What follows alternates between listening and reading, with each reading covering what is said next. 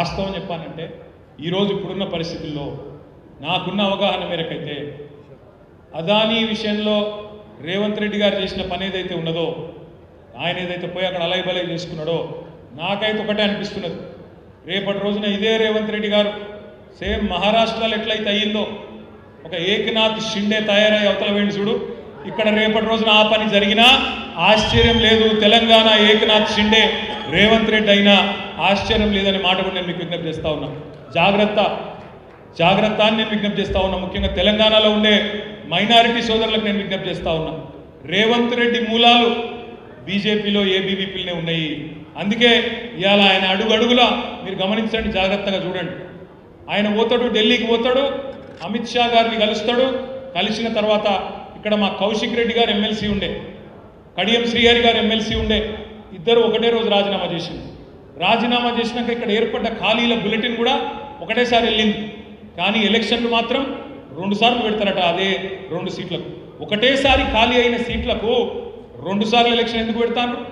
రేవంత్ రెడ్డి పోతాడు, అమిత్ షాని కలుస్తాడు, గంటకు నోటిఫికేషన్లు 2 అలగలగా వస్తాయి. ఎందుకు?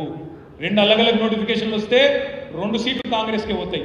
ఒకటేసారి 2 ఎన్నికలు వస్తే 1 సీటు కాంగ్రెస్కు, ఇంకో సీటు మనకు వస్తుంది. 2 అలగలగయి 2 కాంగ్రెస్కే పోవాలి. అవసరమైతే బీజేపీ బలకబడకపోయినా పర్వాలేదు, బీఆర్ఎస్ ఖతం కావాలన్నదే ఆ 2 పార్టీల యొక్క ఒప్పందం.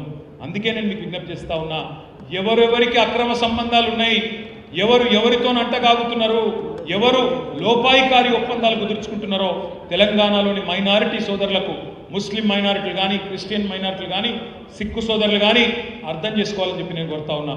రేపటి రోజున కరీంనగర్ పార్లమెంటులో కూడా ఇక్కడ బీజేపీని నిలువరించాలి అంటే మీరు ఖచ్చితంగా ఓటేయాల్సింది బీఆర్ఎస్కు తప్ప కాంగ్రెస్కు ఓటేస్తే అది బీజేపీకే లాభం అవుతుందనే మాటను కూడా నేను ఇక్కడ ఉండే మైనారిటీ సోదరులకు ప్రత్యేకంగా నేను విజ్ఞప్తి చేస్తా ఉన్నా. ఈ రహస్య ఒప్పందాలు, ఈ చీకటి సంబంధాలు, వాళ్ళిద్దరి మధ్యన జరుగుతున్న ఏవైతే లోపాయికారి అవగాహనలు ఉన్నాయో దీన్ని ఎండగట్టవలసిన బాధ్యత తెలంగాణ బలగమైన మీ మీదనే ఉన్నది.